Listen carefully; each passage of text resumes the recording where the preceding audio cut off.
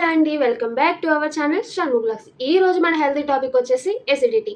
అసలు అప్పుడే పుట్టిన పిల్లల నుంచి రేపో మాపో పోతామనుకునే పెద్దవారు వరకు కూడా ఈ ప్రాబ్లమ్ని ప్రతి ఒక్కరూ ఫేస్ చేస్తున్నాం. అది సరే, మనం పెద్దవాళ్ళం అవి ఇవి తింటాం కాబట్టి మనకి గ్యాస్ ప్రాబ్లమ్స్ అనేవి వస్తాయి అనుకుందాం. మరి అప్పుడే పుట్టిన అంటే పాలు తాగే పిల్లలకు కూడా ఎందుకు వస్తుంది అంటే, తల్లి తినే ఆహారంలో ఏదో తేడా ఉండడం వల్ల కూడా పిల్లలకి గ్యాస్ ప్రాబ్లమ్స్ అనేవి రావడం జరుగుతుంది. అసలు ఎసిడిటీ అంటే ఏంటి? అదొక గ్యాస్ ప్రాబ్లం. అది ఏంటంటే మనకి లైఫ్ పార్ట్నర్ లాగా జీవితాంతం మనలో సగ భాగమై ఉంటదనమాట. మన కడుపులో ఒక యాసిడ్ ఉంటదనమాట. దాని పేరు ఏంటంటే హైడ్రోక్లోరిక్ యాసిడ్. అది అసలు దాని పద్ధతి ఏంటంటే, మనం ఫుడ్ తీసుకుంటాం కదా, తీసుకునేటప్పుడు అందులో బ్యాక్టీరియా ఉంటుంది కదా, దాన్ని చంపడానికి ఫస్ట్ మెయిన్ థింగ్ ఏంటంటే, మనం తీసుకున్న ఫుడ్‌లో ఆ బ్యాక్టీరియాని చంపడానికైతే ఈ యాసిడ్ అనేది ఉపయోగపడుతది.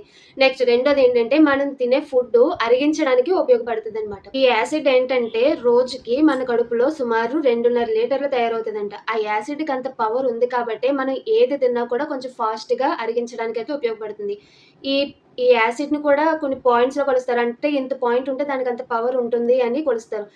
మీకెలా చెప్పాలి? సపోజ్ మీరెప్పుడైనా ఏదైనా డైట్ షీట్ తీసుకున్నా, లేదంటే ఎవరి దగ్గరైనా డైట్ ప్లాన్ తీసుకున్నా వాళ్ళేం చెప్తారు, మనం తినడానికి ముందు, తిన్న తర్వాత అరగంట గ్యాప్ ఉండాలి వాటర్ తాగడానికి అని చెప్తారు కదా! అంటే తినడానికి ముందు ఒక అరగంటకి ముందు వాటర్ తాగాలి. తింటూ వాటర్ తాగకూడదని చెప్తారు. ఎందుకలా చెప్తారు?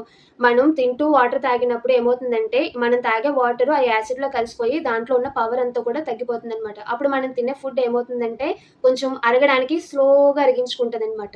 అందుకని డాక్టర్స్ ఏం చెప్తారు మనకి, గ్యాప్ ఉండాలి. వాటర్ తాగడానికి, తినడానికి కూడా గ్యాప్ ఉండాలి అని చెప్తూ ఉంటారు. అసలు మనకి గ్యాస్ ఎలా వచ్చి చేరుతుంది? మనకి తెలియకుండానే మనం కొంత గాలిననేది మింగేస్తూ ఉంటాం. దానివల్ల అయితే కొంచెం గ్యాస్ ప్రాబ్లమ్ అనేది వస్తది.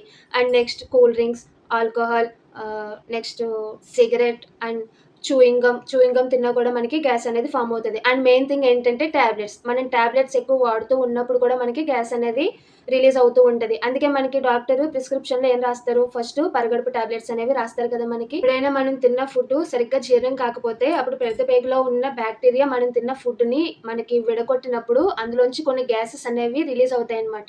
దానివల్ల మనకి గ్యాస్ ప్రాబ్లము, గ్యాస్ మంట ఇలాంటివనేవి రావడం జరుగుతది. మన బాడీలో ఒక యాసిడ్ ఒక పరిధిలో ఒక కొలమానం గీసుకొని ఉంటదనమాట. అంటే మీన్స్ ఆఫ్ ఆ యాసిడ్ ఆ గీత లోపల ఉన్నప్పుడు మనకి ఎటువంటి ప్రాబ్లమ్స్ రావు.